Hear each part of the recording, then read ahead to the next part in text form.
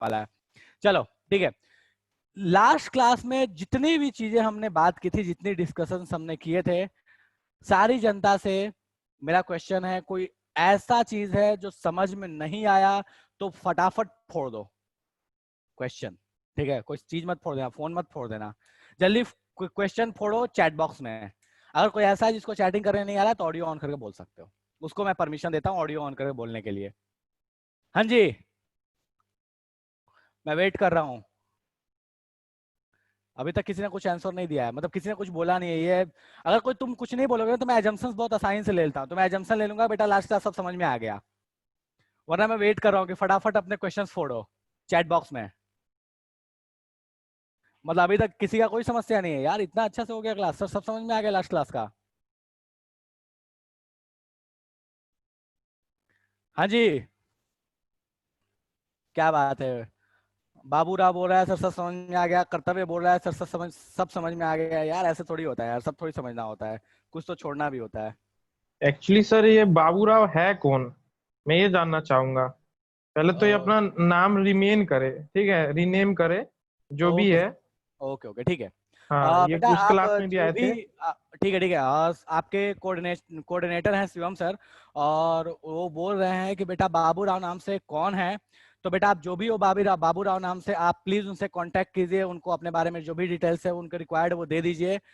ठीक है, और पहली चीज आप रीनेम कीजिए कि आप किस नाम से, आपका ओरिजिनल नाम क्या है उस नेम से आप रीनेम कर लीजिए। ठीक है, चलिए। एंड मैं ये देखो, ये जो मैसेज है ना ये बार बार रिपीट नहीं हो सकता यार, क्योंकि क्लास डिस्टर्ब होती है इससे। ठीक है, तो बात कर रहे थे अपन लास्ट क्लास के रिगार्डिंग। ठीक है, तो लास्ट क्लास जो अपनी थी उसमें हम लोगों ने फिजिकल प्रॉपर्टी के बारे में बात किया था। ठीक है, बहुत सारी फिजिकल प्रॉपर्टी हम लोगों ने देखी थी, मैंने बोला था नेक्स्ट क्लास में डेफिनेशन में बात करेंगे। अभी तक किसी को कोई समस्या नहीं है, मतलब ये मान सकता हूँ कि फिजिकल प्रॉपर्टी लास्ट क्लास वाली सबको एकदम क्रिस्टल क्लियर है। ठीक है, अब एक वर्ड यूज किया है मैंने क्रिस्टल, तो इस पे बाद में आएंगे, मैंने जानबूझ के ये बोला है। अब ये क्रिस्टल क्या चीज होती है, इस पे लास्ट क्लास का जब एंड होगा तब अपन थोड़ा सा इस पे डिस्कशन करेंगे। ठीक है, चलिए बात करते हैं सारे फिजिकल प्रॉपर्टीज के बारे में।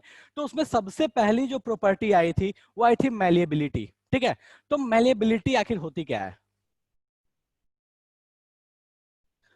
क्या चीज है भैया ये मैलिएबिलिटी। ठीक है, तो मैलिएबिलिटी का मतलब होता है कि अगर आप किसी चीज को ठोक बजा के, बेसिकली ऐसे कह लो कि हथौड़ा मार के अगर आप प्लेट्स में कन्वर्ट कर पाते हो, अगर आप उस किसी चीज को हथौड़ा मारो और वो चीज चिपटी हो जाए तो हम बोलते हैं कि वो चीज मैलिएबल है।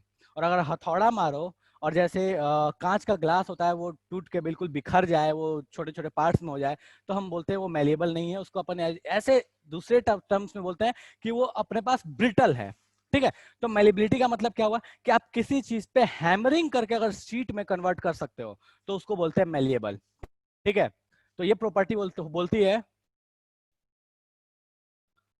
Conversion into sheets by hammering. ठीक है, कोई ऐसा है जिसको समस्या है कि सर ये चीज समझ में नहीं आई है तो फटाफट बोलिए कि सर समझ में नहीं आई है, सर लास्ट क्लास नहीं कर पाए थे। कोई बात नहीं बेटा, नहीं कर पाए थे तो मैं रिपीट कर ही रहा हूं। ठीक है, हाँ जी, कोई ऐसा है जिसको इसमें समस्या हो कि सर ये चीज समझ में नहीं आई, मेलेबिलिटी समझ में नहीं आई है।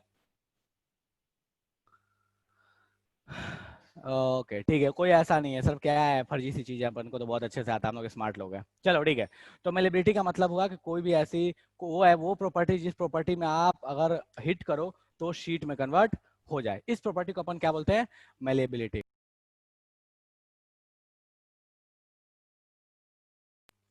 ठीक है, नेक्स्ट प्रॉपर्टी पे बात करते हैं। ठीक है, नेक्स्ट प्रॉपर्टी अपनी क्या थी सर, नेक्स्ट प्रॉपर्टी थी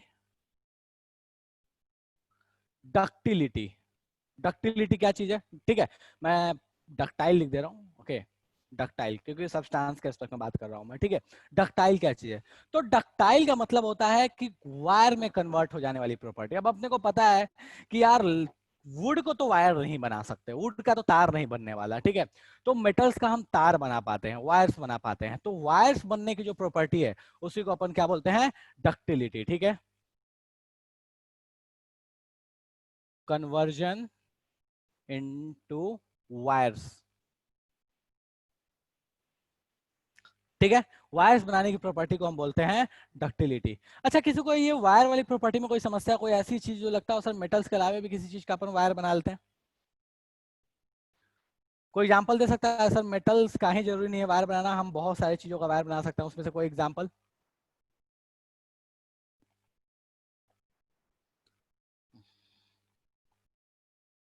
कोई नहीं बोल रहा यार, ऐसे थोड़ी होता है। ठीक है, ओके, चलो मैं आपको याद दिलाता हूँ। हाँ जी, रौनक बोलना चाहता है, बोलो बेटा क्या बोलना चाहते हो, कौन सी ऐसी चीज का वायर बना सकते हो जो मेटल नहीं है? गुड, स्वाति बोल रही है सर प्लास्टिक। ग्रेफाइट नहीं, ग्रेफाइट का वायर नहीं बनता, ग्रेफाइट बहुत सॉलिड होता है, उसका वायर नहीं बना सकते, उसका बस रॉड बना सकते हो आप, ठीक है। देखो वायर और रॉड में एक डिफरेंस है, डिफरेंस ये है कि रॉड्स जो होते हैं वो अपने फिक्स शेप में रहेंगे, मतलब इसको मैं मोड़ नहीं सकता, तो ये अपने पास क्या है, रॉड है। लेकिन अगर ये वायर होता तो मैं इसको ऐसे क्या कर सकता था, मोड़ सकता था, ठीक है। तो ये वायर और ये रॉड में एक बेसिक सा डिफरेंस है, ठीक है। जैसे ये देखो, ये वायर है, इसको अपन ऐसे मोड़ सकते हैं, ठीक है, लेकिन ये रॉड प्रॉपर्टी हो गई, इसको अपन मोड़ नहीं सकते, ठीक है। तो अगर देखा जाए तो प्लास्टिक्स, देखो इसके ऊपर लेयर लगा है ना, इसके ऊपर रबर का प्लास्टिक का लेयर लगता है, ठीक है। तो ये कैसे लग गया, ये ऐसे घूम रहा है, मतलब उसका भी तो खुद का भी तो वायर है ना, ऐसा थोड़ी कि इसके अंदर जो मेटल है बस वही वायर है, नहीं, ये जो ऊपर में आया वो भी तो वायर है। अब वायर बोलते वक्त हम ये चीज ध्यान में नहीं रखते यूजुअली, तो वायर प्लास्टिक के भी बनते हैं। लेकिन बात ये आती है कि क्या प्लास्टिक नॉन मेटल है? नहीं सर, प्लास्टिक नॉन मेटल नहीं है, प्लास्टिक क्या एक तरीके का कंपाउंड है, वो नॉन मेटल नहीं है। एलिमेंट्स के दो दो अपन कह सकते हैं, दो सबसेक्शन से, एक था मेटल दूसरा था नॉन मेटल, तो ये एलिमेंट तो होता ही नहीं है। लेकिन वायर बनाने की प्रॉपर्टी ऐसा नहीं है कि सिर्फ मेटल्स में होता है, बहुत सारे कंपाउंड्स भी हैं, बहुत सारे दूसरे मटेरियल्स भी हैं जिनसे वायर बनाया जा सकता है, लेकिन मेटल्स नॉन मेटल्स में मेटल से बनता है। चलेगा? कोई ऐसा है जिसको समस्या हो कि सर ये सब चीज समझ में नहीं आई डक्टिलिटी वाली? कोई ऐसा है? जनता, आप सबसे पूछ रहा हूं। नहीं, जनता बोल रही है सर कोई समस्या नहीं है, ठीक है, ओके, फाइन। तो अपना सेकंड थिंग हो गया कि सर डक्टाइल जो होते हैं वो कन्वर्जन इनटू वायर्स होता है, ठीक है। नेक्स्ट आते हैं,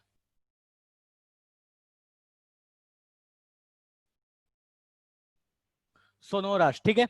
सोनोरस क्या होता है? तो सोनोरस का मतलब होता है स्पेशल टाइप ऑफ साउंड, एक स्पेसिफिक टाइप ऑफ साउंड देना, ठीक है। मेटल्स में एक स्पेसिफिक टाइप ऑफ साउंड होता है अगर वो टकराते हैं तो, रेदर देन नॉन मेटल्स या कोई दूसरी चीज, ठीक है।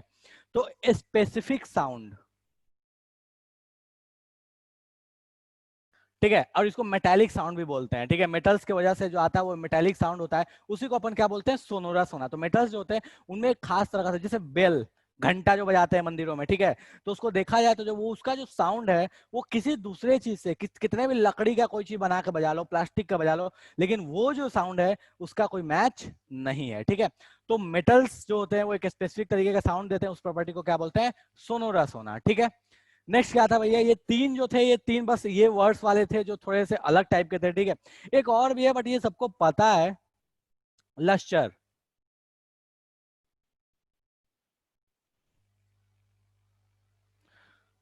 ठीक है। अब लश्चर क्या है? देखो लश्चर जो है ना वो, उसको डायरेक्टली अपन शाइन नहीं बोल सकते, ठीक है, बट अपन लैंग्वेज में समझने के लिए ये कह सकते हैं कि काइंड ऑफ शाइनिंग, चमक, ऐसे समझ लो कि काइंड ऑफ चमक है, बट डायरेक्टली उसको साइन वर्ड तो यूज नहीं करते, बट ठीक है अब अपने समझने के लिए यूज कर सकते हैं, ठीक है।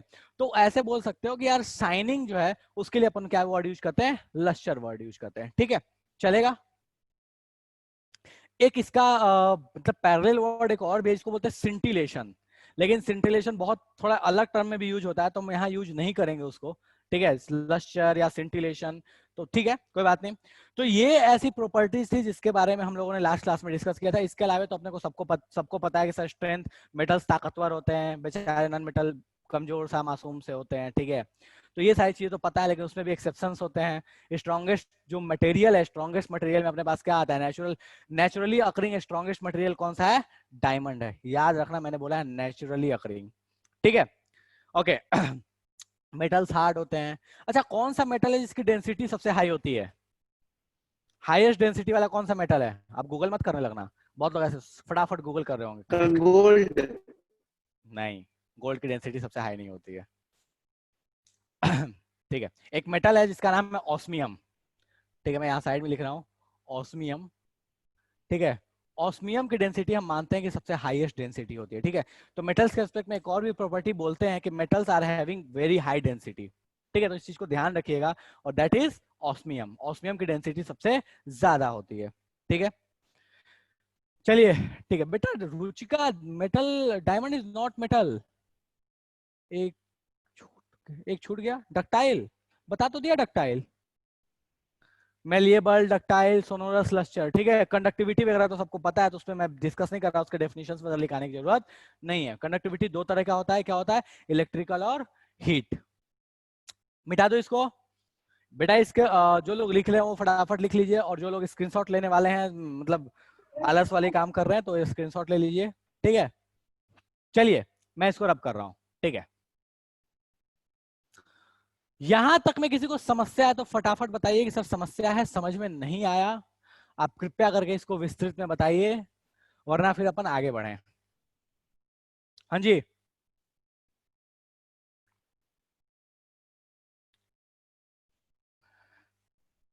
चलो ठीक है।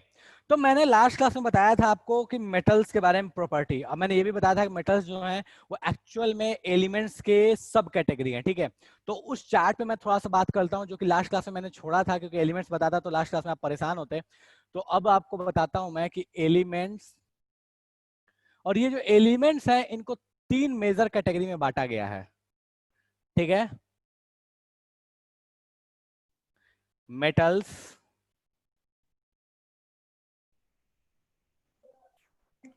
Metalloids and non metals. ये तीन मेजर कैटेगरी है जिसमें एलिमेंट्स को बांटा गया है, ठीक है।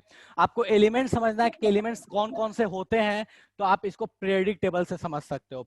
रेफर पीरियोडिक टेबल, यहां लिख दे रहा हूं, रेफर पीरियोडिक टेबल। और यही वो चीज है पीरियोडिक टेबल जिसके नाम से केमिस्ट्री में डराया जाता है, देखो तुमको पीरियोडिक टेबल पढ़ना है, देखो तुमको पीरियोडिक टेबल पढ़ना है, लेकिन बिल्कुल फर्जी सी चीज है, ठीक है। पर उस पे आएंगे कभी, जब आएंगे तो आएंगे, okay. Metals, metalloids and non metals, ठीक है। मेटल्स और नॉन मेटल्स के बारे में आपसे चर्चा कर लिया मैंने, ठीक है। मेटलॉइड्स के बारे में मैंने कोई चर्चा नहीं की है। तो मेटलॉइड्स क्या होते हैं, ये वो हैं जिनकी प्रॉपर्टी उन दोनों के बीच में होती है, ठीक है। मेटल्स का एग्जाम्पल क्या है sir, silver, gold, platinum, iron, sodium etcetera, ठीक है। मेटलॉइड्स एग्जांपल है, one of the best example is silicon, germanium etcetera. ये बेस्ट एग्जांपल है सिलिकॉन, ठीक है। सिलिकॉन कहाँ यूज होता है सर, इलेक्ट्रॉनिक्स में। तो इतना जान लो कि आज जितने भी चीजें जो तुम फोन, लैपटॉप, कंप्यूटर, हेडफोन, कुछ भी यूज करो इलेक्ट्रॉनिक्स, वो सबका जो मेन जो कह सकते हो जो सर्किट डिपेंडेंट होती है जो चीजें हैं, वो किससे बनती है, मेटलॉइड से बनती है, ठीक है। मेटलॉइड्स का इंपॉर्टेंस हम बात नहीं करते अपने डेली लाइफ में, बट याद रखिएगा। सिलिकॉन बोलते हैं ना, सिलिकॉन वैली, याद करो सिलिकॉन वैली वर्ड यूज किया जाता है टेक्नोलॉजी, ये आईटी कंपनीज के, आईटी कंपनीज जहां होती है वहां के लिए बोलते हैं सिलिकॉन वैली, ठीक है। चलो एनीवे, तो अपन बात करते हैं कि सिलिकॉन, क्योंकि सिलिकॉन जो है इलेक्ट्रॉनिक्स इंडस्ट्री में सबसे अधिक ट्रांसफॉर्मेशन लाने का जिम्मेदार है, ठीक है। नेक्स्ट है नॉन मेटल्स। नॉन मेटल्स में अपने को एग्जांपल पता है, ऑक्सीजन, हाइड्रोजन, हीलियम, नियन, ये जितने गैसेस तुम पढ़ते हो, कार्बन, नाइट्रोजन एक्सेट्रा, ठीक है। तो ये एक टेबल है, एग्जांपल के तौर पे आप चाहें तो सबके एग्जांपल्स यहाँ से ध्यान रख सकते हैं, ठीक है। किसी ने बोला है कि सर नोबल गैसेस, बेटा नोबल गैसेस जो होते हैं वो नॉन मेटल ही होते हैं, वो नॉन मेटल के ही कैटेगरी में आते हैं, नॉन मेटल से कुछ अलग नहीं है। तो ये आपका मेजर कैटेगराइजेशन है एलिमेंट्स का, मेटल्स, नॉन मेटल्स और मेटलॉइड के बीच में, ठीक है। एग्जाम्पल मैंने आपको समझा दिया, ठीक है। चलो, तो इस टेबल को मैं हटा रहा हूं, ध्यान रखिएगा इससे बाहर की कोई चीज आती है, प्लास्टिक प्लास्टिक जो अपन बोलते हैं, दैट आर नॉट मेटल्स और नॉन मेटल्स, ठीक है। कोई कंफ्यूजन हो तो आप पीरियोडिक टेबल को रेफर कर लीजिए, अगर उसमें वो चीज दिखती है तो मेटल्स नॉन मेटल्स होगी। हो सकता है नाम बदल के यूज होता हो, जैसे डायमंड। अब डायमंड एक्चुअल में है क्या, कार्बन ही है, ठीक है। तो कार्बन को हम, कार्बन का एक आइसोटोप है डायमंड, तो इसलिए डायमंड को बोल देते हैं दैट इज नॉन मेटल, भले वो आपको पीरियोडिक टेबल में ना दिखता हो। Okay, Ali Abbas Rizvi, right. हाँ, अली अब्बास रिजवी, ठीक है। अली अब्बास रिजवी बोल रहा है कि सर क्या ऐसा कोई मेटल या कोई ऐसा एलिमेंट है जो कि सिंथेटिक होता है, ठीक है। देखो क्वेश्चन बहुत अच्छा है सर, सिंथेटिक एलिमेंट, एलिमेंट बोला है मेटल बोला, ओके। सिंथेटिक एलिमेंट होता है क्या कोई ऐसा, ठीक है। बेटा सिंथेटिक एलिमेंट्स भी दुनिया में एग्जिस्ट करते हैं, ठीक है। सिंथेटिक एलिमेंट्स, हम उन एलिमेंट्स को बोलते हैं जिसे हम साइंटिफिकली बनाते हैं, जो नेचुरली अकरिंग नहीं है, ठीक है, जिसे हम साइंटिफिकली बनाते हैं उसको हम बोलते हैं सिंथेटिक एलिमेंट्स। ठीक है, जैसे अनअनऑक्टियम। अनअनऑक्टियम जो है वो एक ऐसा एलिमेंट है जिसे सिंथेटिकली बनाया गया है। ठीक है, उस तरह से बहुत सारे मेंडेलिनियम है, बहुत सारे ऐसे एलिमेंट्स है जिसे सिंथेटिकली बनाया गया, मतलब वो नेचर में पाए नहीं गए, हमने कुछ रिसर्च किए हैं और रिसर्च करके उन एलिमेंट्स को बना लिया है। ठीक है, तो उनको बोलते हैं अपन सिंथेटिक एलिमेंट्स। बिल्कुल, ये एग्जिस्ट करते हैं। आपका क्वेश्चन बस इतना था कि सर वो एग्जिस्ट करते हैं नहीं करते हैं? हाँ, ठीक है, बिल्कुल। तो क्या है, कोई सिंथेटिक एलिमेंट होता है नहीं होता? बिल्कुल होता है बेटा, मैनमेड या सिंथेटिक एलिमेंट आप उसको बोल सकते हो। ठीक है, चलो किसी का ऑडियो ऑन ऑफ ऑफ कर लीजिए। अब अपन आते हैं next thing, that is metals के केमिकल प्रॉपर्टी के बारे में। फिजिकल प्रॉपर्टी के बारे में हम लोगों ने डिस्कशन कर लिया, केमिकल प्रॉपर्टी के बारे में आते हैं। इंपॉर्टेंस ऑफ मेटल्स के बारे में अपन लास्ट बिल्कुल जब खत्म होगा तब अपन बात करेंगे कि मेटल्स की इंपॉर्टेंस क्या है, उनका डेली लाइफ में यूजेस क्या क्या है, उसके बारे में लास्ट में बात करेंगे। अब हम बात करते हैं केमिकल प्रॉपर्टीज। ठीक है, तो अपना आंसर कौन पूछ रहा है? रौनक रंजन। रौनक रंजन बोला है सर लैंथेनॉइड और एक्टिनॉइड्स क्या होते हैं। ठीक है, मतलब लिंक से काफी हट के चले जा रहे हो। ठीक है, मैं बता देता हूँ लैंथेनॉइड्स और एक्टिनॉइड्स क्या होता है। देखो, इनको हम बोलते हैं इनर ट्रांजिशन मेटल्स। ठीक है, इनर ट्रांजिशन मेटल या एफ ब्लॉक मेटल्स। ये एक्चुअल में कहना है कि जब पीरियोडिक टेबल को देखोगे तो उसमें नीचे में दो लाइंस में एलिमेंट रखे हुए होते हैं। ठीक है, अब पीरियोडिक टेबल अभी मेरे पास ऐसा है नहीं कि मैं आपको दिखा पाऊँ, मुझे भी मतलब निकालना पड़ेगा। तो जो नीचे के जो दो लाइंस है ना, उन दो लाइंस को अगर आप पीरियोडिक टेबल का स्ट्रक्चर देखोगे तो आपको पीरियोडिक टेबल कुछ ऐसे दिखेगा। बहुत लोग बोर भी हो रहे होंगे, सर पता नहीं आप क्या ही बता रहे हो। ठीक है, तो पीरियोडिक टेबल आपको कुछ इस तरीके से दिखता है। ठीक है, ये पीरियोडिक टेबल आपको दिखती है। तो इस पीरियोडिक टेबल में अगर आप नीचे में देखोगे तो दो लाइंस यहाँ बनी हुई होती हैं। ठीक है, ये ऊपर वाली जो लाइन है इसको बोलते हैं एक्टिनॉइड्स, और जो नीचे सॉरी लैंथेनॉइड्स, और नीचे वाली जो लाइन है इसको बोलते हैं एक्टिनॉइड्स। ठीक है, तो ये जो इनर ट्रांजिशन मेटल है या जिसको एफ ब्लॉक मेटल्स भी बोलते हैं, इन्हें बोला जाता है लैंथेनॉइड्स। ऊपर वाला जो एफ ब्लॉक है इसको बोलते हैं लैंथेनॉइड, नीचे वाला जो एफ ब्लॉक है उसको बोलते हैं एक्टिनॉइड्स। ये बीच वाले जो होते हैं इसको बोलते हैं डी ब्लॉक, पहले वाले को बोलते हैं एस ब्लॉक, लास्ट वाले को बोलते हैं पी ब्लॉक, और जो नीचे में इसको बोलते हैं एफ ब्लॉक। ठीक है, तो एफ ब्लॉक का दो है ये पीरियड है, दो पीरियड एग्जिस्ट करता है, इसी को बोलते हैं लैंथेनॉइड और एक्टिनॉइड्स। ठीक है, इसमें बहुत सारे आपके मतलब बहुत इंपॉर्टेंट भी एलिमेंट्स आते हैं, जैसे ल्यूटेशियम आता है, लैंथेनॉइड खुद ही आता है। बहुत सारे ऐसे इंपॉर्टेंट एलिमेंट्स हैं जो इसमें आते हैं। ठीक है, हाँ जी, और कोई समस्या है किसी को? सर क्या होता है? सीरियम आता है, यूटेरियम आता है। कोई समस्या है किसी को? यहाँ तक क्लियर है? लेंथेनॉइड्स एक्टिनॉइड्स क्लियर है? हाँ, लेंथेनॉइड्स एक्टिनॉइड्स आर डन। ठीक है, fine. Okay, next question is sir, ठीक है, चलिए फाइन। तो यहाँ तक अपन बात कर लिए नहीं बेटा, अपन बाद में शेयर कर लेंगे। ठीक है, जो भी सीरीज के बारे में डिस्कशन है वो बाद में शेयर कर लेंगे। अब आते हैं अपन आज का जो टॉपिक है, दैट इज बेटा ये जितने लोग हैं, जिन लोगों ने अच्छे अच्छे नाम डाले हैं अपने, जिनके अच्छे अच्छे नेम्स हैं, आप लोग चेंज कर लीजिए। जो आपका एक्चुअल नेम है उस पर रखिए, अदरवाइज मुझे भी अच्छा नहीं लगेगा। ठीक है, और जो कोऑर्डिनेटर्स हैं उनको तो बिल्कुल अच्छा नहीं लगेगा, तो they can take any step. So please rename your names, okay, and come with your original name. Okay, anyway, बात करते हैं अपन यहाँ पे लेंथेनॉइड्स और एक्टिनॉइड्स के बारे में बात कर रहे हैं। नहीं, हो गया लेंथेनॉइड एक्टिनॉइड हो गया। अब आते हैं केमिकल प्रॉपर्टीज के बारे में। ठीक है, तो केमिकल प्रॉपर्टीज के बारे में अपन आते हैं। किसकी बात करें केमिकल प्रॉपर्टीज? तो sir chemical properties of metals के बारे में बात करें, ये तो ऑब्वियस सी चीज है। ठीक है, तो सबसे पहला जो प्रॉपर्टी अपन पढ़ने वाले हैं वो है डिस्प्लेसमेंट रिएक्शन। ठीक है, तो सबसे पहली है डिस्प्लेसमेंट रिएक्शन।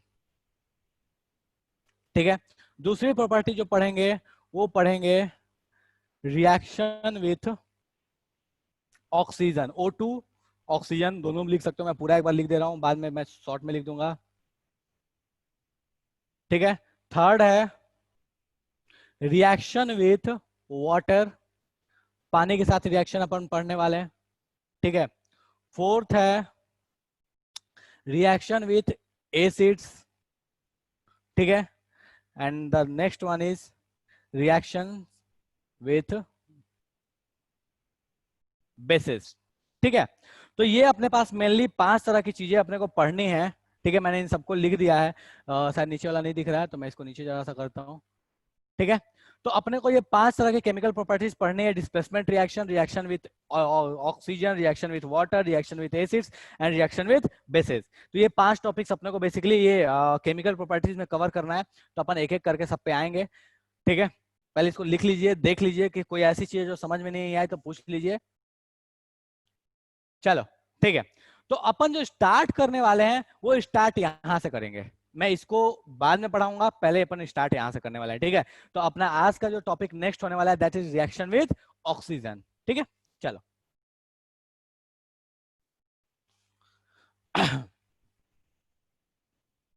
ओके, तो अपना टॉपिक है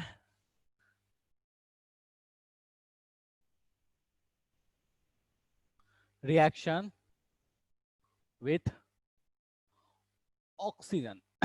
ऑक्सीजन के साथ रिएक्शन अपन पढ़ने वाले हैं, ठीक है। तो एक चीज ध्यान रखिए कि ऑक्सीजन के साथ कोई भी हो, चाहे वो मेटल हो चाहे वो नॉन मेटल हो, कोई भी हो, मेटल हो या नॉन मेटल हो, दोनों में से कोई भी जब रिएक्ट करता है तो ऑक्साइड्स बनाता है, ठीक है। तो मैं पहले मेटल्स के बारे में बात कर लेता हूं, मेटल्स के लिए, ठीक है। तो मेटल्स जो हैं वो मेटल जब O2 के साथ रिएक्ट करते हैं, हमेशा ऑक्सीजन के लिए आप O2 लिखिएगा, कभी O मत लिखिएगा, ठीक है। तो मेटल्स जो हैं, चाहे मैं यहाँ पूरा फिलहाल लिख दे रहा हूँ वरना आप कंफ्यूज हो जाएगा, ठीक है। मेटल्स जब ऑक्सीजन के साथ रिएक्ट करते हैं तो बनाते हैं मेटालिक ऑक्साइड्स। नाम सीधे ध्यान रखो, क्या बनाते हैं? Metallic oxides. मेटल जब ऑक्सीजन से रिएक्ट करते हैं तो बनाते हैं मेटालिक ऑक्साइड्स। एग्जांपल के तौर पे बात करें तो इसका एग्जांपल है अपने पास सोडियम है, जब ये ऑक्सीजन के साथ रिएक्ट करता है, मैं एक बार ऐसे पूरा लिख देता हूं फिर मैं रिएक्शन लिख दूंगा। सोडियम जब ऑक्सीजन के साथ रिएक्ट करता है तो देता है सोडियम ऑक्साइड। कोई ऐसा है जिसको इसमें समस्या है कि सर समझ में नहीं आया, ये आपने क्या लिखा, क्या जादू हो गया? कोई ऐसा है जिसको इस वाली चीज में समस्या है? हाँ जी,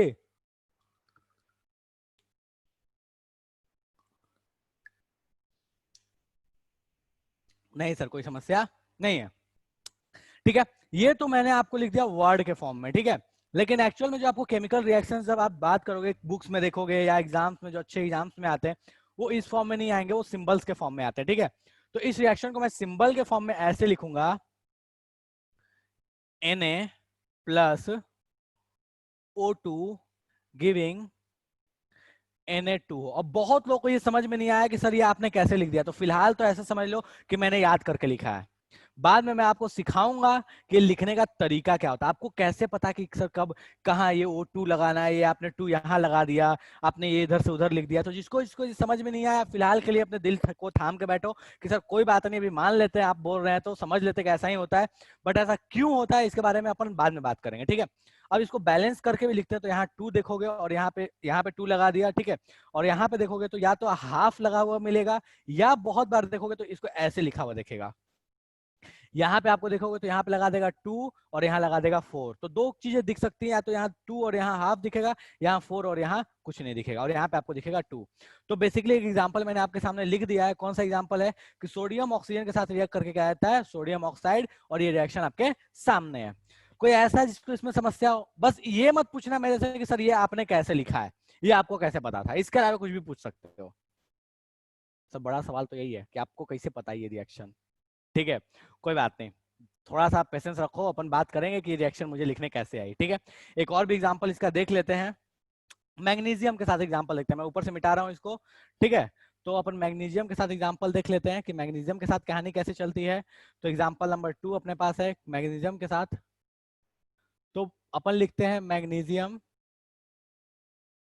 चलो पूरा ही लिख लेते हैं, मैग्नीशियम प्लस ऑक्सीजन, ये कह देगा मैग्नीशियम ऑक्साइड, ठीक है। अगर मैं इसके पूरी रिएक्शन की बात करूं तो देखो ये रिएक्शन कुछ इस तरीके से लिखा जाता है, Mg प्लस O2, यहाँ पे लगा रहेगा 2, ठीक है, और ये बनेगा 2MgO, ठीक है। अब ये दोनों में तो कोई लेना देना दिखता नहीं है कि सर ठीक है यहाँ तो Mg, यहाँ Na लिख दिया, यहाँ O2 लिख दिया, यहाँ पे MgO लिखते हो या Na2O लिखते हो, तो ये कोई बात नहीं, आपको लिखने अभी नहीं आएगा, तो आप इस चीज के लिए परेशान नहीं होइए, ठीक है। के मीनिंग सर 2 ऑक्सीजन के मिलने पे क्या होगा, O+O। ठीक है बेटा, O+O कोई रिएक्शन नहीं होती है, क्यों? क्योंकि ऑक्सीजन कभी अकेले मिलता ही नहीं है। ठीक है, बाय द वे अगर आपने उसको नेसेंट बना भी दिया है तो फटाक से O2 में कन्वर्ट हो जाएगा। ठीक है, तो ऐसे बोल सकते हो कि O2 बनेगा, बट वो कोई स्पेसिफिक रिएक्शन नहीं है। इसमें किसी को समस्या है कि सर ये दोनों जादू हो गया, समझ में नहीं आया, मतलब आपने कैसे लिख दिया मैग्नीशियम ऑक्साइड सोडियम ऑक्साइड, फॉर्मूले पे बात नहीं कर रहा मैं, इस स्टेटमेंट वाली चीज पे बात कर रहा। कोई ऐसा है जिसको स्टेटमेंट में समस्या है? फटाफट बोलोगे सर समस्या है, समझ में नहीं आया। नहीं सर, कोई समस्या नहीं है। ठीक है, तो अपन नीलव सर। हाँ जी सर। सर इंटरप्ट कर रहा हूँ, सॉरी। ये बाबू राव गणपत राव कौन है, जरा पता करिए। ओके ठीक है, जो भी है बेटा बाबू राव गणपत राव, ठीक है, आपने मान लिया कि हेरा फेरी बहुत देखी है। ओके, तो आप जो कोई भी है अपना नाम चेंज कीजिए, अदरवाइज जो भी कोऑर्डिनेटर लोग हैं वो कुछ एक्शंस लेंगे तो फिर प्रॉब्लम होगी। तो ठीक है, अच्छा नहीं लगेगा यार, हो सकता है वो क्लास से बोले कि नहीं भैया आपको क्लास छोड़ना पड़ेगा, ऐसे कुछ भी तो अच्छा नहीं लगता यार। सो प्लीज जो भी हो आप इस चीज को ध्यान रखिए। ठीक है जस्ट अ मिनट।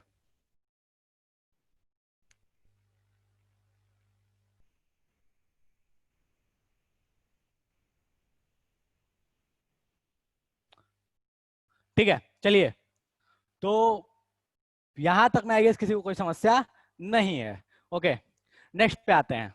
ओके, किसी ने बोला है sir there are Na2 but Mg1y। मैंने यही बोला बेटा कि Na2 Mg1 जो y ये जो यहाँ पे 2 लिखा है, यहाँ 1 लिखा है, इस पे मैं बात करने वाला हूँ। इसलिए मैंने बोला था कि इसको छोड़ के कि सर आपने ये कैसे लिख दिया, ये MgO ये Na2O कैसे लिखा, इसको छोड़ के कोई समस्या हो तो पूछ लो।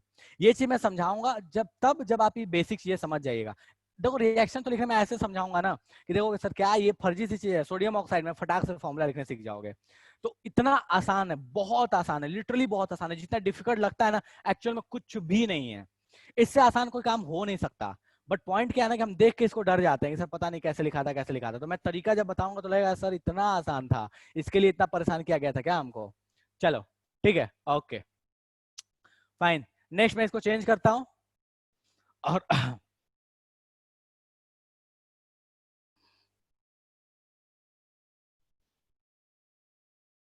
हाँ जी, तो अपने पास हो चुका है मेटल्स का रिएक्शन विथ ऑक्सीजन। ठीक है, अब आते हैं नेक्स्ट थिंग कि अगर नॉन मेटल हमारे ऑक्सीजन के साथ रिएक्ट करे तब क्या होगा। ठीक है, तो हमारे पास बहुत सारे नॉन मेटल्स भी होते हैं जो ऑक्सीजन के साथ रिएक्ट करते हैं। हेडिंग जरूर था अपना मेटल्स के साथ, लेकिन अपन दोनों साथ में पढ़ते चलेंगे। ठीक है, तो रिएक्शन ऑफ नॉन मेटल्स, ठीक है, reaction of non metals with oxygen. तो मैं यहाँ NM लिख रहा हूं शॉर्ट में, non metal plus oxygen gives non metallic oxide. ठीक है, मतलब कोई भी नॉन मेटल जब ऑक्सीजन के साथ रिएक्ट करेगा तो वो क्या देगा, नॉन मेटालिक ऑक्साइड देगा। एग्जांपल के तौर पे बात करते हैं, तो इसका एग्जांपल, बेस्ट एग्जांपल है कार्बन। कार्बन भैया जब ऑक्सीजन भैया के साथ रिएक्ट करते हैं तो क्या देते हैं सर, कार्बन डाइऑक्साइड देते हैं, कार्बन डाइऑक्साइड। ठीक है, तो कार्बन भैया जब भी ऑक्सीजन भैया के साथ रिएक्ट करते हैं तो क्या देते हैं, कार्बन डाइऑक्साइड देते हैं। रिएक्शन में लिख दे रहा हूं C+O2 गिविंग CO2। अच्छा, किसी को इसमें डाउट है क्या कि कार्बन ऑक्सीजन के साथ रिएक्ट करके सर कार्बन डाइऑक्साइड नहीं देता, कुछ और भी दे सकता है? हाँ जी, कोई कुछ बोलना चाहता है?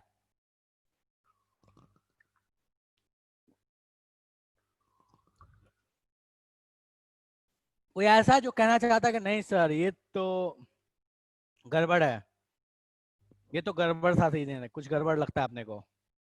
ओके, अंश ने अनीश अनीश ने मैसेज किया sir carbon monoxide, very good. ठीक है, हमको पता है कि कार्बन और ऑक्सीजन जब रिएक्ट करते हैं तो कार्बन मोनोऑक्साइड भी दे सकता है, और पढ़ाया गया था कि इसीलिए बंद कमरे में हमको कोई भी चीज नहीं जलानी चाहिए। ठीक है, तो सर आपको कैसे पता कि कार्बन डाइऑक्साइड ही होगा? तो देखो इसका एक बहुत सिंपल सा तरीका है कैसे।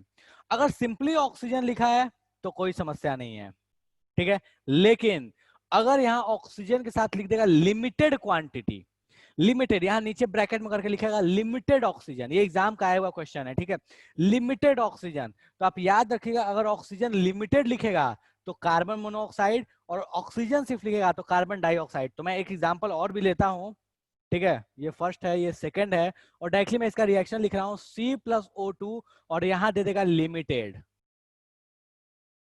लिमिटेड मतलब क्या होता है, बहुत कम है, ठीक है। C+O2 में ऑक्सीजन भैया कम है, तो अगर आपके पास ऑक्सीजन लिमिटेड है तो आप यहाँ क्या बनाओगे, प्रोडक्ट CO बनाओगे, ना कि CO2 बनाओगे। तो इस ज्ञान को हमेशा ध्यान रखिएगा कि C प्लस ऑक्सीजन लिमिटेड अगर हुआ तो कार्बन मोनोऑक्साइड बनता है, और C प्लस ऑक्सीजन अगर भर के हुआ तो कार्बन डाइऑक्साइड बनता है। हाँ जी, कोई समस्या यहाँ तक किसी को? कोई ऐसा हो जिसको लगता है सर ये पता नहीं नोबल बाउंसर जा चुका है आपने? नहीं सर, कोई समस्या नहीं है, ठीक है। तो अपन नेक्स्ट पे आते हैं, ठीक है। पता नहीं किसी को कष्ट हो गया, उसने अपना म्यूट ऑन कर दिया, तो ठीक है, ओके। नेक्स्ट पे आ रहा हूँ, एक और एग्जांपल इसका देख लेते हैं, ठीक है।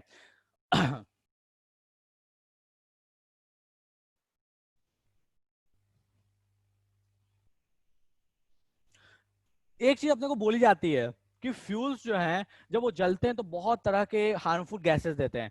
तो उसमें से एक गैस होता है, इसको बोलते हैं सल्फर डाइऑक्साइड। एक तो कार्बन डाइऑक्साइड तो था ही था, उसको तो कर लिए।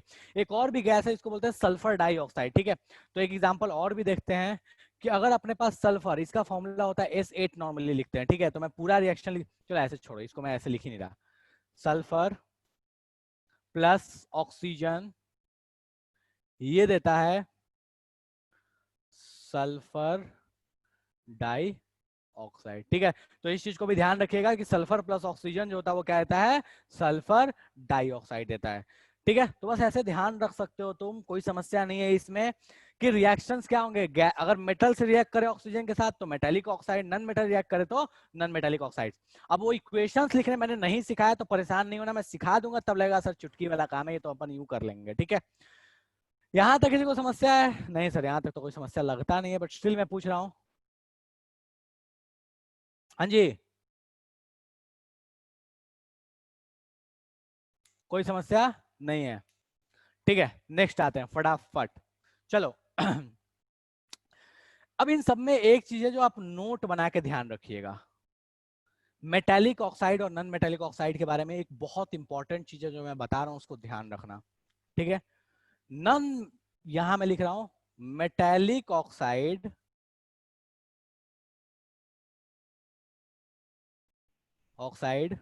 मेटालिक ऑक्साइड्स, ठीक है, इनका नेचर होता है बेसिक, और नॉन मेटालिक ऑक्साइड ये होते हैं एसिडिक, ठीक है। अब ये नोट है, इस नोट को मैं अभी बता दिया, अब ध्यान रखना कि मैं आगे बार बार यूज करूंगा। अब बहुत लोग तो ये सोचते होंगे सर एसिडिक और बेसिक का मतलब क्या होता है, ठीक है। तो इसका मतलब जो बहुत ब्रॉड होता है, बाद में इसके बारे में बहुत सारी चर्चाएं अपन करेंगे। अभी के लिए समझ लो एसिडिक और बेसिक का मतलब क्या होता है। एसिडिक अगर कोई चीज है तो वो खट्टी लगेगी, बेसिक अगर कोई चीज है तो कड़वी लगेगी, ठीक है। तो ऐसे समझ सकते हो कि करेला टेस्ट वाला होगा तो मेटालिक ऑक्साइड होगा, और खट्टा टेस्ट वाला होगा तो नॉन मेटालिक ऑक्साइड होगा, ठीक है। ध्यान रखिएगा, बोलते क्या है इसको एसिडिक, और मेटालिक ऑक्साइड को क्या बोलते हैं, बेसिक बोलते हैं। कोई इतने में किसी को समस्या है तो फटाफट बताओ कि सर कोई चीज है जो समझ में नहीं आई है। इसके बारे में विस्तृत चर्चा बाकी है बेसिक और एसिडिक के बारे में, बट फिलहाल के लिए आप याद रखना है मेटालिक ऑक्साइड होता है बेसिक, नॉन मेटालिक ऑक्साइड होता है एसिडिक। हाँ जी सर, मेटालिक ऑक्साइड क्या होता है बता तो दिया भाई मेरे। मेटालिक ऑक्साइड क्या होता है, मेटल जब ऑक्सीजन से रिएक्ट करे तो जो बना है उसको हम क्या बोलते हैं, मेटालिक ऑक्साइड बोलते हैं, ठीक है। चलेगा? चलो ठीक है, तो फिलहाल के लिए इसमें कोई समस्या नहीं है, नेक्स्ट पे आते हैं, ठीक है। चलो,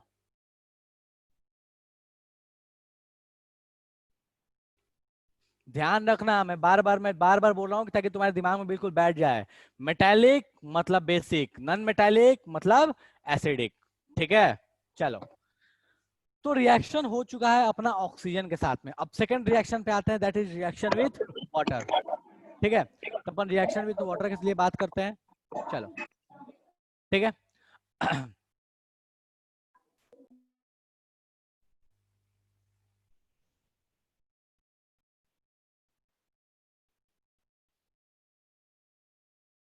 ठीक है, रिएक्शन विथ वाटर में पहले बात करते हैं मेटल्स के लिए। मेटल्स में बात करते हैं तो जैसे ही मैं यहां लिख रहा हूं मेटल प्लस वाटर, ये देगा मेटल हाइड्रोक्साइड, मेटल हाइड्रोक्साइड और साथ में देगा हाइड्रोजन गैस। मेटल जब वाटर के साथ रिएक्ट करता है तो वो देता है मेटल हाइड्रोक्साइड और साथ में देता है हाइड्रोजन गैस। ठीक है, अब इसके तीन कंडीशंस हैं, उन तीन कंडीशंस पे बात करते हैं। ठीक है, वाटर के साथ रिएक्ट करने की तीन कहानी होती है। एक हो सकता है कोल्ड वाटर के साथ रिएक्शन, एक होता है हॉट वाटर के साथ रिएक्शन, एक होता है स्टीम के साथ रिएक्शन। तीन कहानी, तीनों ही वाटर है, तीनों ही H2O है, तीनों ही पानी है। Steam, cold water, hot water. फिलहाल के लिए मैं कोई डिस्कशन नहीं कर रहा, फिलहाल मैं यहीं पे छोड़ रहा हूँ इस चीज को। जब चैप्टर खत्म होगा तब मैं आपको बताऊंगा तीनों डेप्थ में कि हॉट वाटर, कोल्ड वाटर और स्टीम के साथ अलग अलग मेटल अलग अलग तरीके से रिएक्ट करते हैं। यहाँ पे मैं जनरल ट्रेंड के बारे में बात कर रहा हूँ। ठीक है, तो ये हो गया अपने पास। एग्जाम्पल के तौर पे बात कर लेते हैं सोडियम का। तो ये हो गया भैया सोडियम भाई साहब। ठीक है, सोडियम भाई साहब ये रहे। इनको जब आप पानी में डालिएगा तो ये ब्रूम ब्राम करेंगे, पटाखे छोड़ेंगे, बॉम्ब की तरह फूटता है ये। ठीक है, तो सोडियम जब वाटर के साथ रिएक्ट करता है, तो ये पूरा H2O क्यों लिख दिया मैंने यार, यहाँ वाटर ही लिखता हूँ मैं। ठीक है, तो वाटर के साथ रिएक्ट करेगा जब ये सोडियम, तो ये अपने को दे देगा सोडियम हाइड्रोक्साइड और साथ में क्या दे देगा, हाइड्रोजन गैस। ठीक है, सोडियम हाइड्रोक्साइड और हाइड्रोजन गैस। ठीक है, अब कोई ये पूछ सकता है कि सर आपको कैसे पता हाइड्रोजन गैस दिया? तो हाइड्रोजन गैस का एक टेस्ट होता है, उस टेस्ट से अपन पता करते हैं कि उस टेस्ट से पता चल जाता है कि जो गैस मिली थी वो कौन सी गैस थी, हाइड्रोजन गैस थी। ठीक है, इसका मैं रिएक्शन नीचे में लिख दे रहा हूं, Na+O2 giving NaOH plus NaOH plus H2। ठीक है, इसको बैलेंस करके मैंने नहीं लिखा। ठीक है, तो बैलेंसिंग की भी बहुत ज्यादा जरूरत है भी नहीं। तो Na+O2 giving NaOH plus H2। तुम चाहो तो इसको, बहुत लोग को अगर किसी को कष्ट होगी सर बैलेंसिंग नहीं, मतलब बैलेंस करके मेरे को चाहिए, सॉरी क्या बोलता है, H2O बोलता है ना पानी के साथ। हाँ, Na+H2O giving NaOH plus H2। अब इस इक्वेशन को आप ध्यान रखिएगा, ये बहुत कॉमन इक्वेशन है, बहुत कॉमनली एग्जाम में पूछी जाती है। ठीक है, यहाँ तक कोई समस्या है किसी को? सर समझ में नहीं आया, इसको याद रखना, मैंने बताया था रिएक्शन लिखने में सिखाऊंगा, बट फिलहाल के लिए आपको याद रखना कि सर ऐसे होता है। ठीक है, चलो ठीक है, इसको मैं मिटा दे रहा हूं।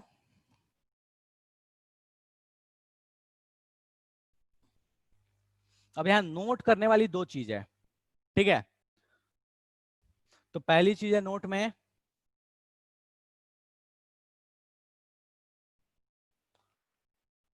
Different metals react with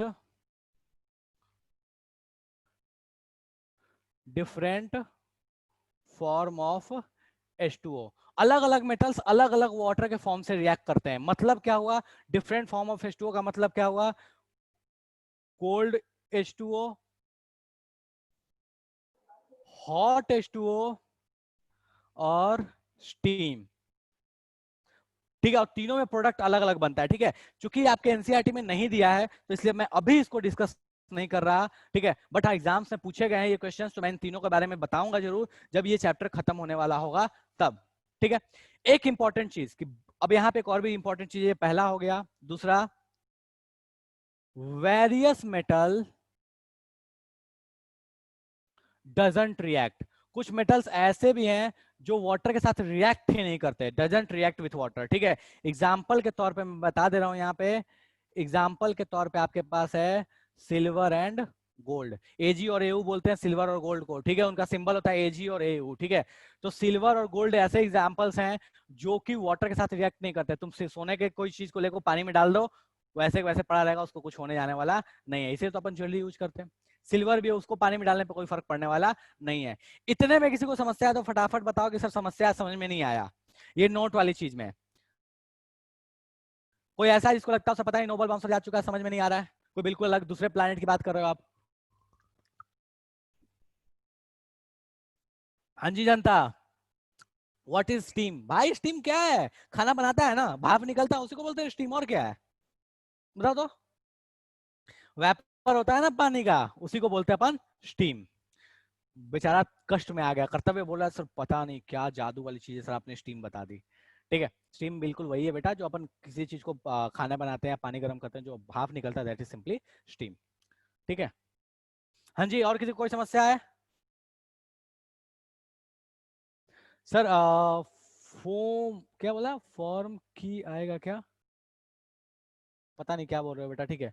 anyway और किसी को कोई समस्या है बेटा फटाफट बोलिए। सर फॉर्म के आगे क्या लिखे हैं फर्स्ट नंबर में? अच्छा इसमें बोल रही है, ठीक है okay. Different metals react with different forms of H2O, different forms of H2O, ठीक है। Okay sir. ठीक है, फॉर्म्स ऑफ H2O, ठीक है। मतलब फॉर्म्स ऑफ H2O का मतलब क्या हुआ, कोल्ड वाटर, हॉट वाटर या फिर स्टीम, ये मतलब हुआ, बस सिंपल, और कुछ नहीं। कोई ये नहीं बोलना सर आइस के साथ रिएक्ट करता है क्या मैंने कोल्ड वाटर लिख दिया, आइस जो है वो लिक्विड फॉर्म है, सॉलिड फॉर्म है, सॉलिड फॉर्म में रिएक्शंस नहीं हो पाती, होती है तो जब तक वो लिक्विड में कन्वर्ट नहीं होगा तब तक रिएक्शन नहीं होगी, इसलिए मैंने आइस के बारे में कोई डिस्कशन नहीं किया, वरना बहुत लोग बोलेंगे सर आइस तो बताओ। एयू और एजी, मतलब एयू और एजी का मतलब होता है बेटा, चलो ठीक है मैं पूरा बोलता हूँ। एजी अपन लिखते हैं सिल्वर के लिए यूज करते हैं एजी, और गोल्ड के लिए लिखते हैं एयू, ठीक है। सिल्वर को लिखते हैं एजी और गोल्ड को लिखते हैं एयू, ठीक है। जैसे अपन सोडियम का लिखते हैं Na क्यों लिखते हैं, उसका नाम क्या होता है नेट्रियम, लैटिन नेम। अगर सिल्वर, जैसे इसका सिल्वर का लैटिन नेम जो होता है रेजेंटम, ठीक है, तो रेजेंडम को वजह से क्या लिखते हैं एजी, ए उसमें साइलेंट होता है, ठीक है।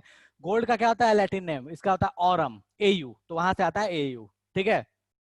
पोटेशियम का क्या होता है कैलियम, तो वहां से क्या आता है के आता है, ठीक है। तो बहुत सारी चीजें ऐसी हैं जिनका हम लैटिन नेम के हिसाब से हम उनका सिंबल लिखते हैं, बहुत ऐसे एलिमेंट्स हैं जिनका हम रेगुलर जो हम जानते हैं उसके नाम से सिंबल लिख लेते हैं, ठीक है। बहुत सारे, जैसे कैल्शियम Ca, तो कैल्शियम से आ गया सी, हाइड्रोजन से H आ गया, हीलियम से He आ गया। लेकिन कुछ ऐसे भी एलिमेंट्स हैं जो कि अपने पास लैटिन नेम से हम उनको ज्यादा जानते हैं, मतलब अपने यहाँ वाले ठीक है उनका नॉर्मल नेम जानते हैं लैटिन नेम से, बट उनका शॉर्ट फॉर्म या उनका ऐसे बोलो कि सिंबल यूज किया जाता है।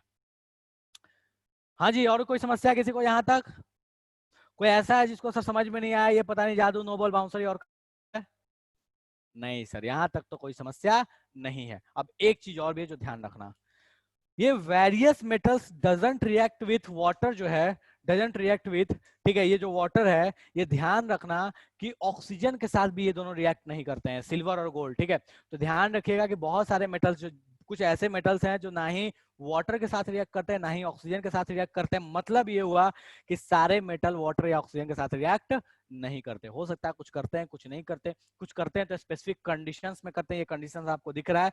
बट अपन जो पढ़े अभी तक वो क्या था, जनरल तरीका था कि जनरल टर्म्स में रिएक्शन कैसी होती है। सिल्वर और गोल्ड ऑक्सीजन से रिएक्ट नहीं करता, वरना अपन ज्वेलरी पहनते, जहां पहनते वहां तो मामला ही साफ हो जाता, रिंग्स पहनते, ब्रेसलेट्स पहनते, चेन्स पहनते, पता चला कि गला खा, मतलब यहाँ पे आग वाग लग गया, खेल खत्म हो गया, ठीक है। तो ध्यान रखिएगा ये रिएक्शंस बहुत ना के बराबर करते हैं या बिल्कुल नहीं करते हैं, ठीक है। एक चीज है जो पूछा भी जाता है कि गोल्ड की ज्वेलरीज हम क्यों बनाते हैं, ऐसा क्या है गोल्ड की खास बात। तो one of the important property ये है कि गोल्ड जो इतना नॉन रिएक्टिव है कि उससे हमको कोई समस्या नहीं होने वाला। बहुत लोग ऐसा सुने होंगे कि जब आर्टिफिशियल ज्वेलरीज पहनते हैं तो उनको रिएक्शंस कर जाती है, बहुत आप लोग सुने होंगे, लेडीज लोग को सुने होंगे, मम्मी लोग को ये कहते सुने होंगे कि किसी ने कान में पहना था तो कान पक गया, ऐसे मैंने सुना है यार, ठीक है, मैंने अपने बचपन में सुना है, ठीक है। तो रीजन यही होता है कि आर्टिफिशियल ज्वेलरीज जिन मेटल से बनती है उनकी रिएक्टिविटी काफी ज्यादा होती है, मान लो जिंक है या एल्यूमिनियम है, इनकी रिएक्टिविटी बहुत होती है, तो ये हाई रिएक्टिव होने की वजह से अपने बॉडी को सूट नहीं कर पाते, वहां पे रिएक्शंस करते हैं और रिएक्शंस करने की वजह से ब्लड स्ट्रीम में जाता है वो चीज और अपने को वहां पे बहुत तरह के इरिटेशंस या बहुत तरह की प्रॉब्लम्स दिखती है। बट गोल्ड सिल्वर के साथ ऐसी समस्या नहीं है, ठीक है ओके। सर और ऑन गोल्ड फॉइल, बेटा ये नहीं समझा मैं आप क्या कहना चाहते हो, ठीक है। सर एलिमेंट का नाम कौन रखता है, ठीक है बेटा, एलिमेंट का जो नाम रखा गया वैसे ये क्वेश्चन अच्छा है, ठीक है, गलती से पता नहीं, मतलब बड़ी अजीब सी एक कहानी है, ठीक है, एलिमेंट्स के नाम रखने पे। शुरू शुरू में बेटा नाम हर जगह जैसे जैसे एलिमेंट डिस्कवर हुए उनका नाम अलग अलग रखा गया, जैसे सोडियम का ही मैंने बताया कि हम कहीं उसको सोडियम बोला गया, कहीं उसको नाइट्रियम बोला गया। तो एक इंस्टीट्यूट है, ठीक है, जो all over the world in चीजों को कंट्रोल करता है, उसका नाम है आईयूपैक, आईयूपीएससी, ठीक है, आईयूपीएससी बोलते हैं, आईयूपैक भी बोलते हैं। इसका फुल फॉर्म है international union of pure and applied chemistry. IUPAC का फुल फॉर्म है international union of pure and applied chemistry. यही वो इंस्टीट्यूशन है जो इन चीजों को कंट्रोल करता है कि किसी भी एलिमेंट का या कोई भी नया चीज डिस्कवर हुआ उसका नाम क्या रखा जाएगा, उसकी प्रॉपर्टीज कैसे आएंगी, उसको पीरियोडिक टेबल में सेट कैसे किया जाएगा, उसको अभी फिलहाल मॉनिटर करने के लिए यही इंस्टीट्यूशन है, ठीक है ओके। गोल्ड के साथ एक प्रॉपर्टी मैंने आपको बता दी, एक और भी जो प्रॉपर्टी है वो बहुत इंपॉर्टेंट है जिस वजह से हम गोल्ड को एज ए ज्वेलरी यूज करते हैं, उसमें से वो प्रॉपर्टी है मेलिबिलिटी। गोल्ड के बहुत मेलेबिलिटी एंड डक्टिलिटी, गोल्ड एक ऐसा एलिमेंट है, एक ऐसा मेटल है जिसका बनाया जा सकता है, बहुत पतला वायर बनाया जा सकता है। उतना पतला वायर आप आयरन का नहीं बना सकते, जिंक का नहीं बना सकते, जितना पतला आप वायर गोल्ड का बना सकते हो। तो ये भी एक बहुत इंपॉर्टेंट रीजन है जिस वजह से हम गोल्ड को एज अ ज्वेलरी यूज करते हैं। ठीक है, गोल्ड फॉइल का मतलब होता है बेटा पतला पतला जो गोल्ड का, जैसे ये होता है ना, बहुत बार तुम देखे होगे जब मिठाइयां खरीदने जाते हो तो उसके ऊपर ना एक मेटल का पतला सा लेयर चिपका है, व्हाइट कलर का, इसको बोलते हैं तवक बोलते हैं। ठीक है, एक्चुअल में उसके पीछे बहुत कहानी, वो तवक जो है वो जब ट्रेडिशनली बनाया गया था तो वो सिल्वर का बनाया, सिल्वर का होना चाहिए था, क्योंकि सिल्वर जो अपने बॉडी के लिए बहुत अच्छा होता है, अपने माइंड को शार्प करता है। इसीलिए मतलब पहले के लोग जो है वो बोलते हैं ना एक मुहावरा कि चांदी के चम्मच में खाना, क्यों? क्योंकि अगर चांदी अपने बॉडी में जाती है, मतलब एक ऐसा नहीं खा जाओ चांदी को लेकर, नहीं ऐसा नहीं है, जब एक फिक्स अमाउंट में सही तरीके से हो जाती है तो अपने लिए बहुत अच्छा होता है वो। ठीक है, अपने माइंड को वो शार्प करता है, इसलिए लोग चांदी के बर्तन पहले खाते भी थे। लेकिन उसी की वजह से वो जो चांदी का बनता था, जो बर्तन में खाते थे, तो बाद में क्या किया गया, चांदी के पतले पतले लेयर्स बना के मिठाइयों पे लगाया गया, क्योंकि उसको खाने से फायदा होगा। लेकिन आज के टाइम में जो दुकानों पे मिठाइयों पे जो आप फॉइल्स देखते हैं, वो फॉइल्स जो नॉर्मली है, वो नॉर्मली सबके लिए नहीं बोल रहा मैं, नॉर्मली जो मिलते हैं वो एल्यूमिनियम के बनाए जाते हैं, और एल्यूमिनियम हमारे बॉडी के लिए बहुत खराब होता है। Iron is good, gold is good, silver is good, but aluminium अपने शरीर को बहुत नुकसान देता है। इसलिए भी आप देखोगे भी तो बहुत सारे डॉक्टर्स, इवन बहुत सारे डॉक्टर्स हमारे इंडिया में तो बहुत नहीं उतना है, बट बहुत जगह पे बहुत सारे डॉक्टर्स जो हैं वो एल्यूमिनियम के बर्तन में खाना बनाने को बोलते हैं अवॉइड करो। प्रेशर कुकर्स जो हैं एल्यूमिनियम के नॉर्मली बनते हैं, उनमें खाना नहीं बनाने के लिए सजेस्ट करते हैं, क्योंकि वो अपने को बहुत,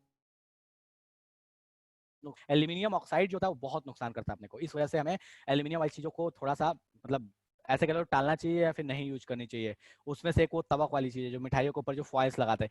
इवन एक चीज और भी है कि अभी के ट्रेंड में बहुत ज्यादा है एल्यूमिनियम फॉइल्स में खाने को पैक करके लेके चलना। ठीक है, एल्यूमिनियम फॉइल्स में जिसमें हम खाना पैक करके लेके चलते हैं वो भी अपने लिए नुकसान करता है। रीजन सेम है कि एल्यूमिनियम अपने लिए नुकसान है, और उसके साथ तो प्लास्टिक होता है तो और भी नुकसान करने वाली चीज है। तो ट्राई कि आप इन चीजों का यूज ना करें। कौन बोल रहा है sir it is not harmful? कौन कहना चाहता है भाई? अंशुल सर शुगर की एलिमेंट से बनता है? शुगर किसी एलिमेंट से नहीं बनता बेटा। शुगर जो होता है उसका फॉर्मूला होता है सीट, दिख रहा है क्या? नहीं दिख रहा है, यहाँ लिख दे रहा हूँ मैं। ठीक है, चलो आज रिएक्शंस अपन इतने ही रख लेते हैं। ठीक है, आपके जो जो डाउट्स है मैं पहले डाउट्स क्लियर करता हूँ। बहुत लोग कुछ कुछ क्वेश्चंस पूछ रहे हैं, रैंडम से क्वेश्चंस है उनके। देखो ये ऑफलाइन क्लास होती तो यार मुझे मतलब मैं नॉर्मली ऐसा होता है कि मेरे क्लास में अगर 1 घंटे की क्लास है तो मैं 35 to 40 मिनट्स पढ़ाता हूँ, और जो रिमेनिंग टाइम है उसमें जो भी आपके डाउट्स हैं, जो भी दूसरी दुनिया के डाउट्स हैं उनके बारे में डिस्कशन करते हैं, बट अभी पॉसिबल नहीं है। शुगर होता है बेटा C12H22O11। ठीक है, तो ये बेसिकली बना है कार्बन, हाइड्रोजन और ऑक्सीजन से। ठीक है, ये होता है शुगर का फॉर्मूला, जिसे अपन कॉमन लैंग्वेज में सुक्रोज भी बोलते हैं। ठीक है, ये सुक्रोज का स्टैंडर्ड फॉर्मूला है। ठीक है, हाँ जी, और कोई समस्या? Sir why we store phosphorus in water? ठीक है बेटा, फॉस्फोरस को वाटर में इसलिए रखा जाता है क्योंकि फॉस्फोरस की रिएक्टिविटी बाहर में बहुत ज्यादा होती है। जब वो इन्वायरमेंट में एक्सपोज होता है तभी आपको रिएक्शन समझ में नहीं आएगा, वरना मैं आपको बताता कि फॉस्फोरस, एक चीज बताता हूँ। ठीक है, बड़ी अजीब सी चीज है। गाँव में क्या होता है कि पहले बस ये लास्ट मतलब टाइम आई गेस हो भी गया है, 12 मतलब 15 हो रहा है, 5 मिनट अपने ले सकते हैं, कोई दिक्कत नहीं है।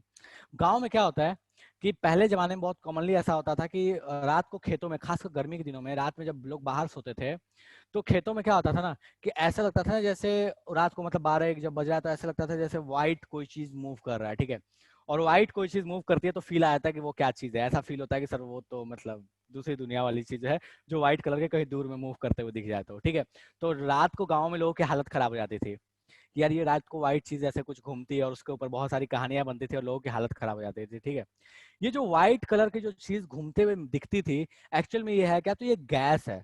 ठीक है, जो गैस दिखती थी, गैस कैसे दिखती थी, होता क्या है कि जो लोग एग्रीकल्चर, जिनकी फैमिली एग्रीकल्चर से रिलेट करते हैं उनको पता होगा कि अपन खेतों में फॉस्फेट्स का यूज करते हैं, मैन्योर्स और फर्टिलाइजर्स टाइप से फॉस्फेट्स का यूज होता है। और फॉस्फेट्स है क्या, फॉस्फोरस से बने हुए हैं। ठीक है, फॉस्फोरस से होता क्या है कि जब खेतों में रात को होता क्या था कि उनमें से फॉस्फीन गैस बाहर निकलती थी, पीएच3 गैस होती है जो बाहर निकलती थी, और वो जो फॉस्फीन गैस है वो जब ऑक्सीजन से रिएक्ट करती है तो व्हाइट फ्यूम्स बनाती है। तो जैसे ही वो ऑक्सीजन से रिएक्ट की, जैसे वो खेतों से बाहर आई और ऑक्सीजन के कांटेक्ट में आई तो वो व्हाइट फ्यूम देती थी।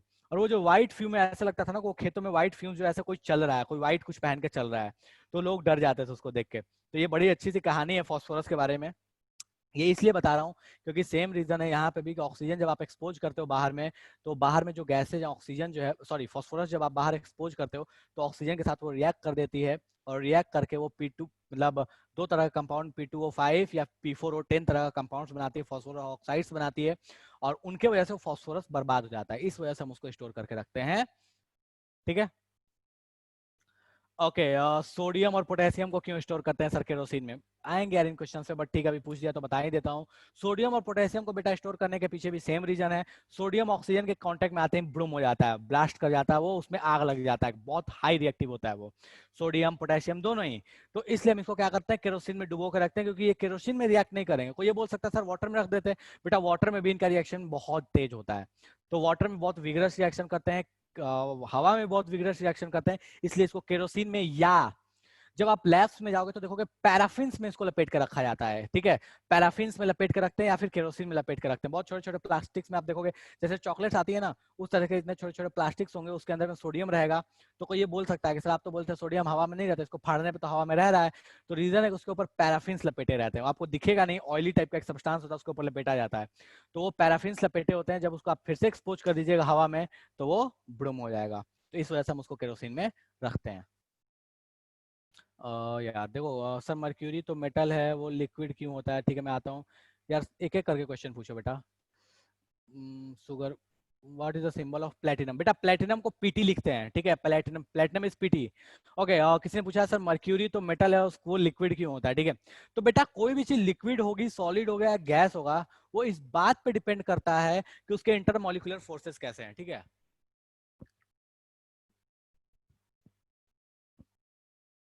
मर्क्यूरी के जो इंटरमॉलिक्यूलर, जो मर्क्यूरी में जो फोर्सेज होता है, इंटर एटॉमिक फोर्सेज जो वहां काम करते हैं, जिसको मेटालिक फोर्सेज भी बोलते हैं, वो मेटालिक फोर्सेज वहां काफी वीक होते हैं।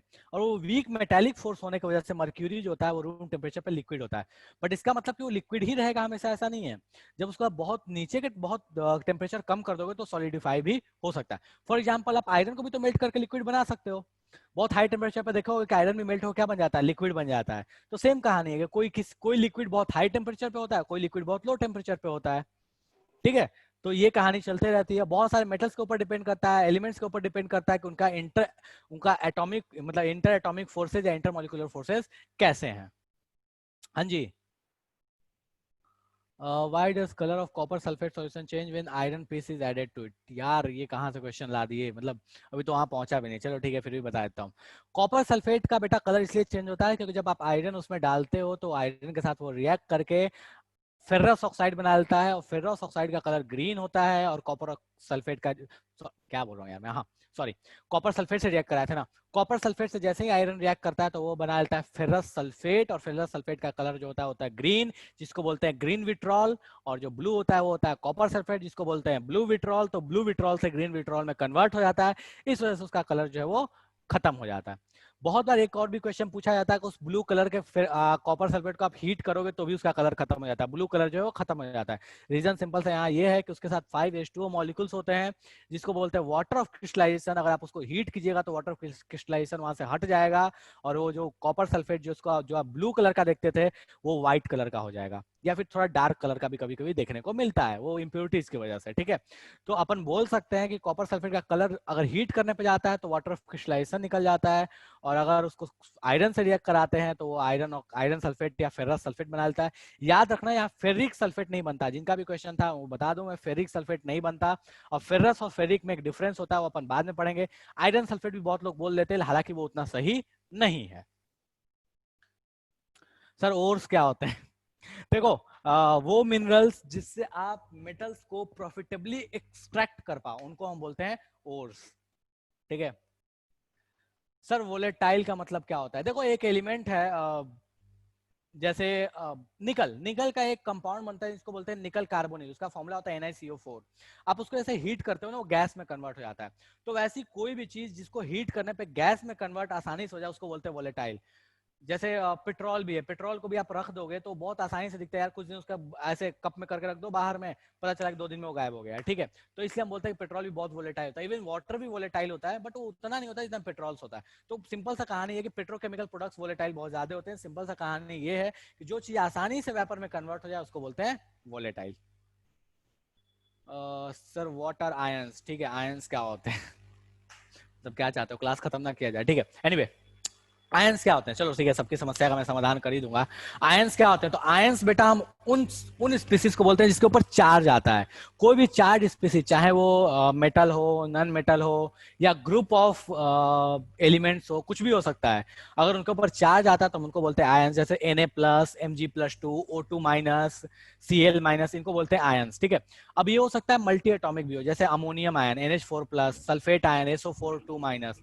तो कोई भी ऐसी चार्ज स्पीसीज या तो एटॉमिक हो या फिर मल्टी एटॉमिक हो, उसको बोलते हैं आयंस। दो तरह के आयंस होते हैं, cations and anion. Positively charge को बोलते हैं केटायंस, नेगेटिवली चार्ज को बोलते हैं एनायंस, ठीक है।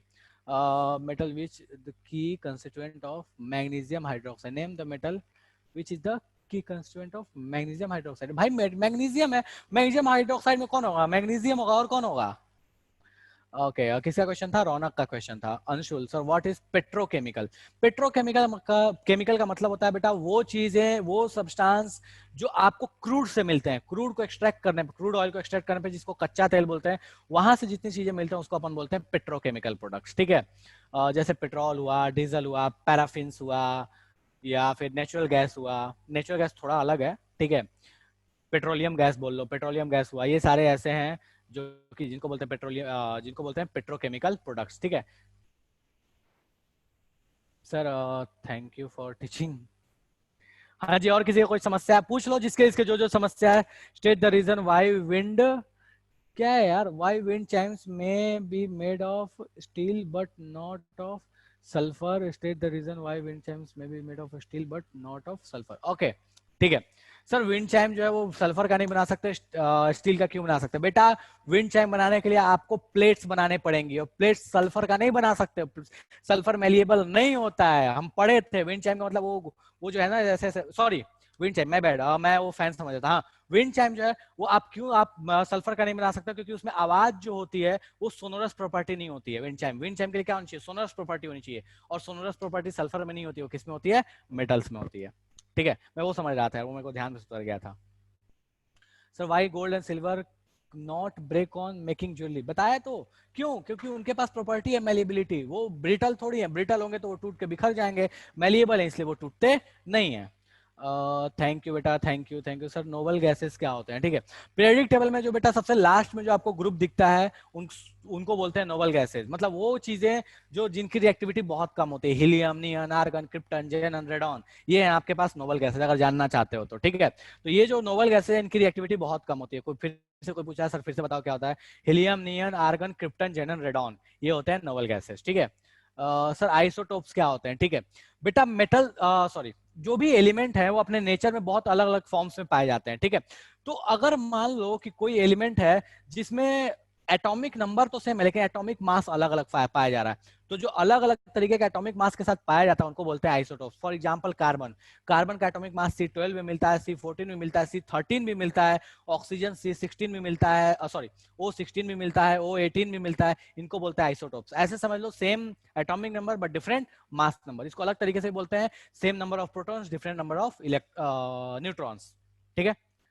Sir why gold and silver not break on making jewellery, बताया तो बेटा गोल्ड और सिल्वर इसलिए नहीं not break on making jewellery क्यों बेटा, क्योंकि उसके पास मेलिएबिलिटी है, मेलिएबल प्रॉपर्टी है, इसलिए वो टूटते नहीं है, ठीक है। अगर वो मेलिएबल नहीं होते तो टूट जाते, जैसे ग्लास का बनाया जाओगे तो टूट जाएगा, और शीशे का बनाओगे तो टूट जाएगा, कांच का बनाओगे तो टूट जाएगा, लेकिन इसका नहीं टूटेगा। हालांकि याद रखना कि शीशा जो है वो लेड के लिए भी यूज करते हैं, मैंने बोल दिया अभी जरूर शीशा, लेकिन अपन लोकल लैंग्वेज, हम बिहारी लोग हैं तो हम लोग शीशा बोल लेते हैं ग्लास को, कांच को, ठीक है।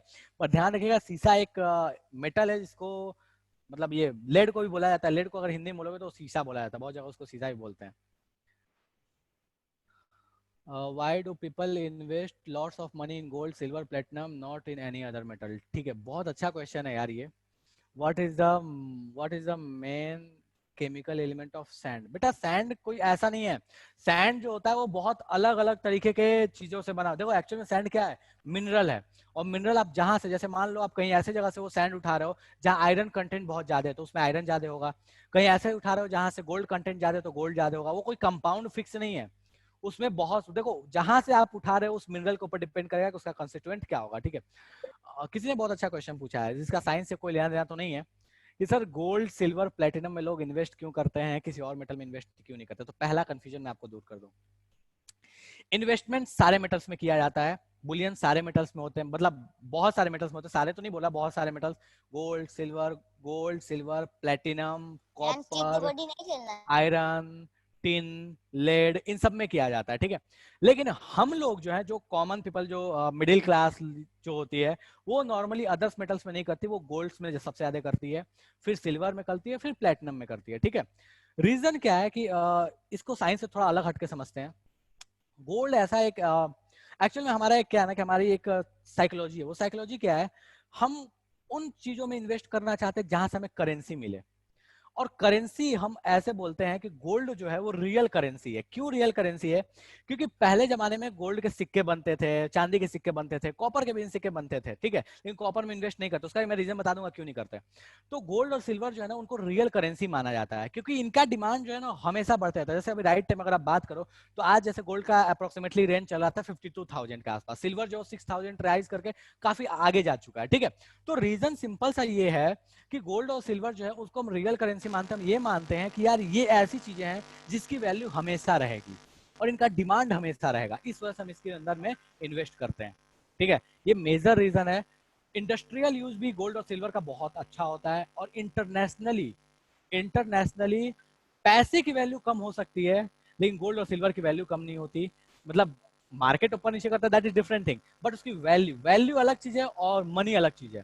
ठीक है, तो वैल्यू वाली जो चीज है ना वो हमेशा वो अपनी वैल्यूज मेंटेन करके रखता है, इस वजह से हम गोल्ड और सिल्वर में बहुत ज्यादा इन्वेस्ट करते हैं। ठीक है, एक और भी रीजन है यार कि हम थोड़े इमोशनल लोग हैं, तो हम ये भी मान के चलते हैं चलो सोना अगर खरीद के घर में रखेंगे तो आने वाली जो जनरेशन, आज जो भी लोग हैं उनको शादियों में बहुत ज्यादा यूज करते हैं हम, तो ज्वेलरी बनाने के काम आएगा एंड ऑल,